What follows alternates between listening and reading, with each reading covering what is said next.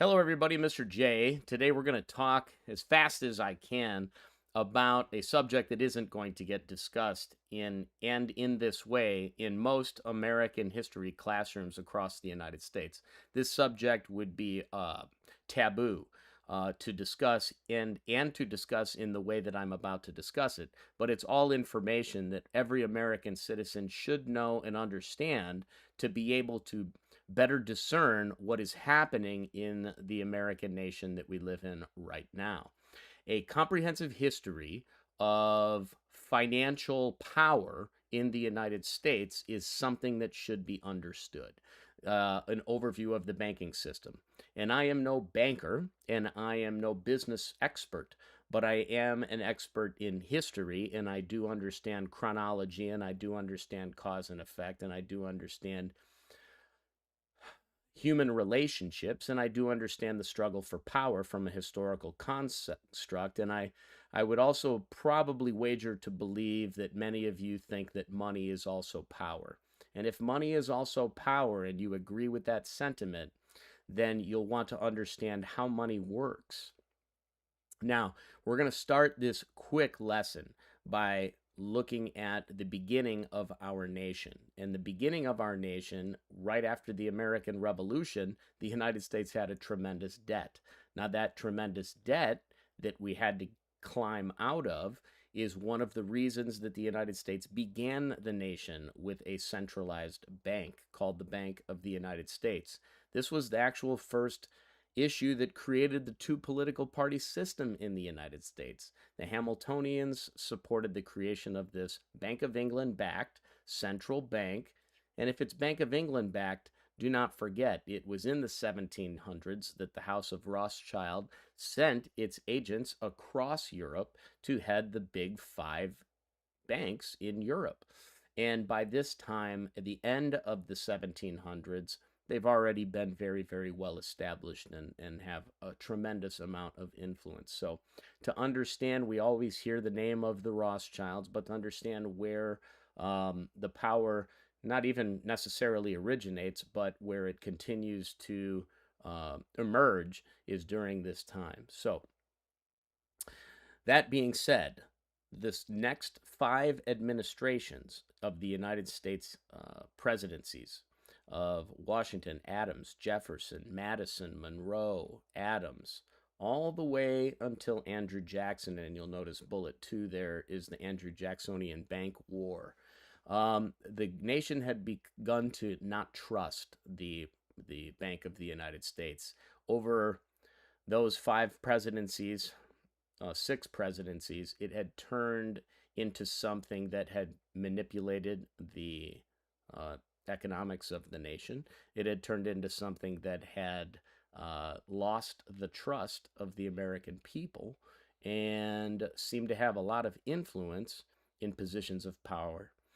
Go figure. It's very similar to what we feel today with the power of the Federal Reserve.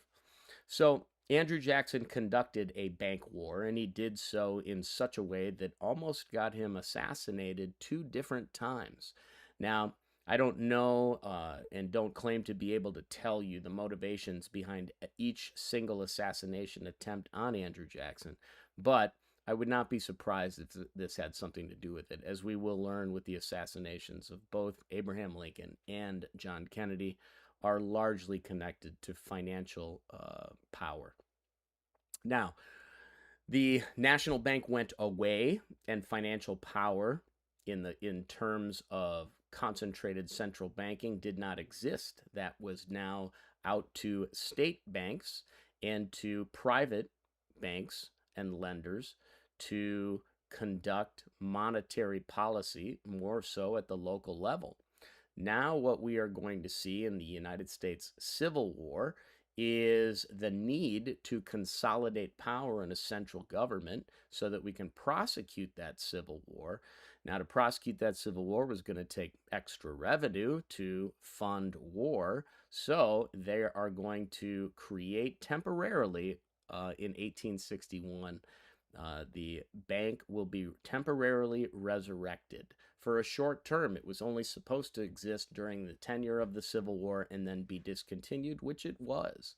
Um, But in that struggle, one of the lesser known elements of history that would be helpful is that Abraham Lincoln was aghast when the European banks, Bank of England and the House of Rothschild and the like, were wanting to charge in excess, I believe, of 20% interest on loans to finance the Civil War in a war that would ultimately end in slavery. So Abraham Lincoln was not wanting to finance the debt with such high interest borrowing that what he did is attempt to print greenback dollars. And that was going to be a serious threat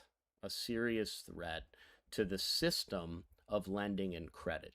And therefore, one of the reasons, and maybe you can do a little bit of your research and find out how connected to international banking that maybe old John Wilkes Booth was himself.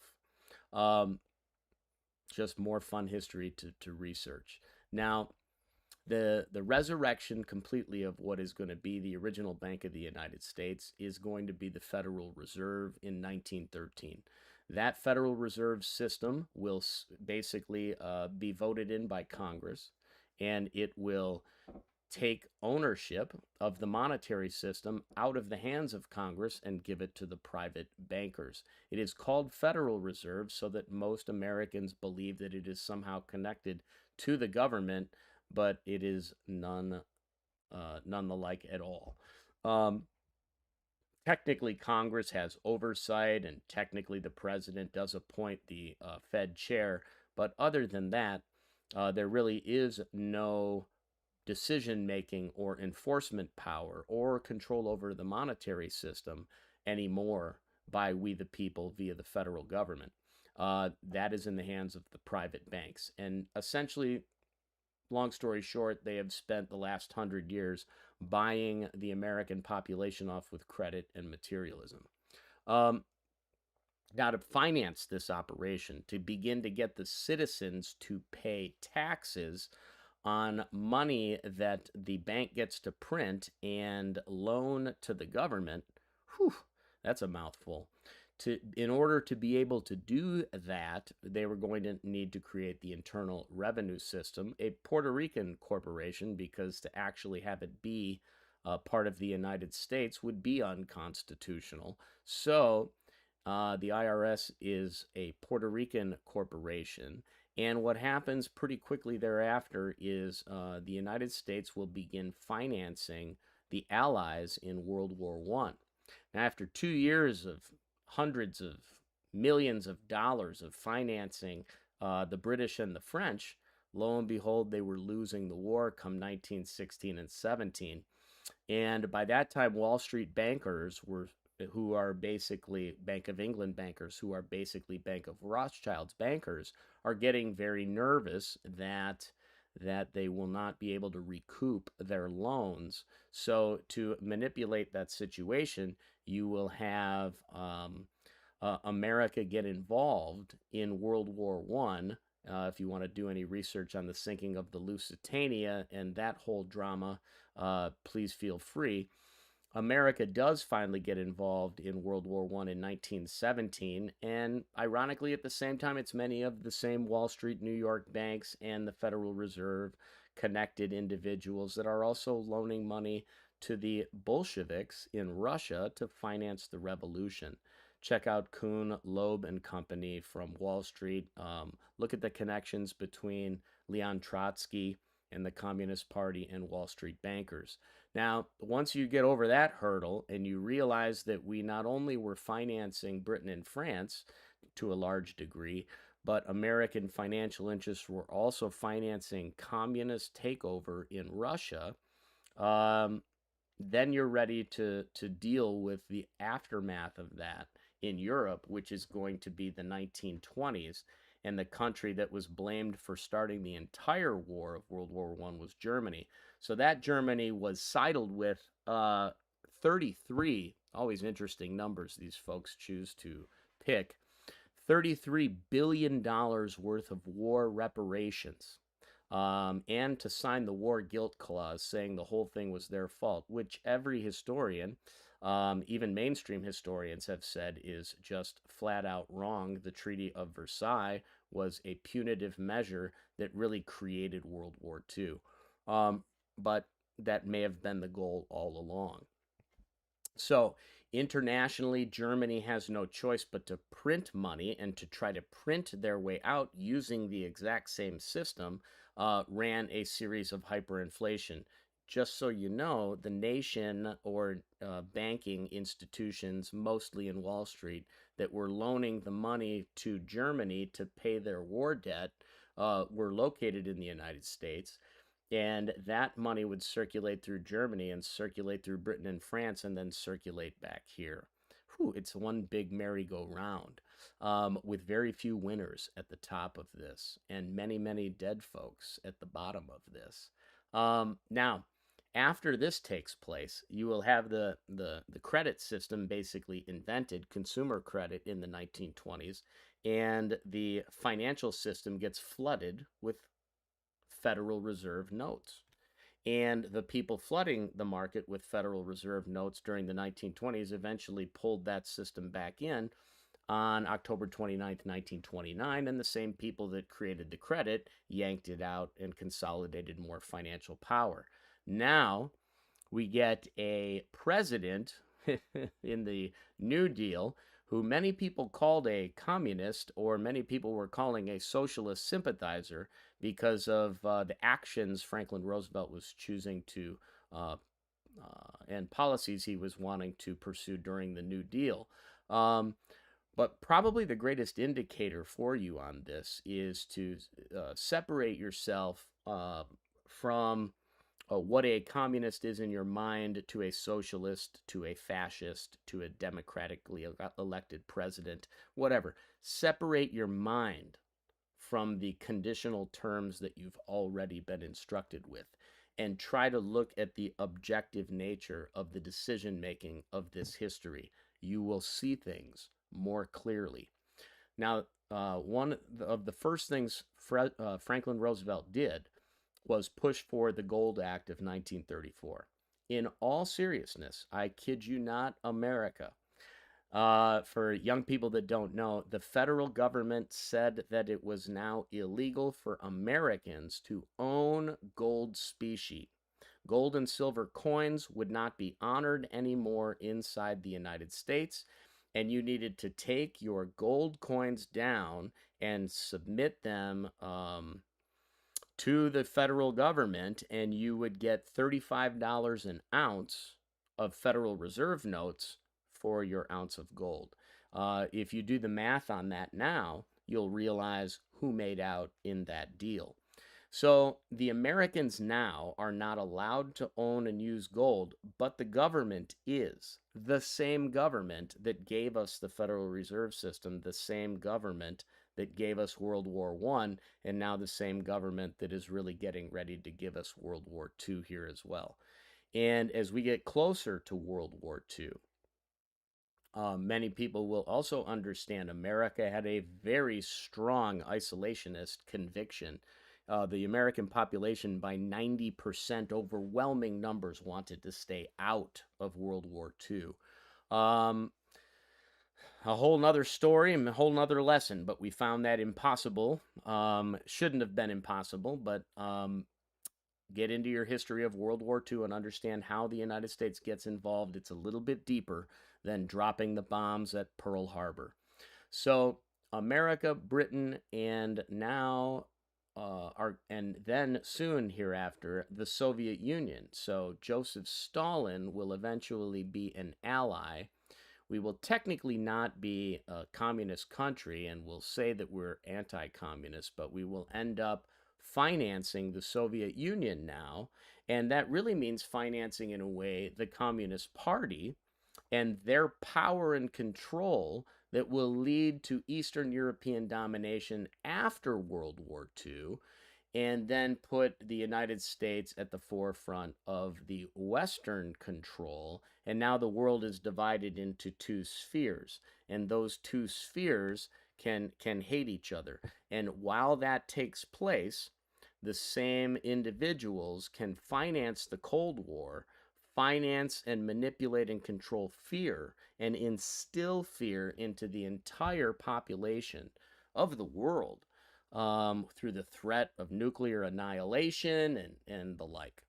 And the finance in the Cold War brings us those glorious moments called Korea and Vietnam, for Americans anyway. And and hope some of you are getting the picture here. You might want to learn a little bit more about your history. Now, the Cold War fortunately comes to a conclusion. 1991, the Soviet Union officially collapses, but not too long thereafter. 1991, I think, is the same year maybe that Saddam Hussein invaded Kuwait, and we would be involved in the Persian Gulf arena. By the year 2001, on September 11th, we will have a war on terror, which actually now never ends, is never declared, and you don't know who your enemies are. It's everybody. And right now in America, the enemies that are being told to you by the same government that has created all of this situation, the people that they are saying are now the enemies are your fellow citizens. So now American citizens that don't like any of this are now domestic terrorists. How's that one grab you? All right. And we have given the government the power not only to take our gold, first we'll just take our money supply, then our gold, then we'll let them take our liberties. And in the current reality, we will allow them to spy through the Patriot Act. We will allow them to consolidate all of our information, and we'll allow them to do this because we believe that it's actually not happening. But what I think maybe Americans are starting to wake up and realize is that it is happening. We are feeling the pinch of consolidation of power at the top. And just to follow our simple hierarchy here, from the bottom up, we, the people, are on the bottom. The governments are just above us. Above the governments are corporations that finance the government through loans and campaign financing. Above those corporations are the domestic and mostly the domestic banks or international banks that are corporations.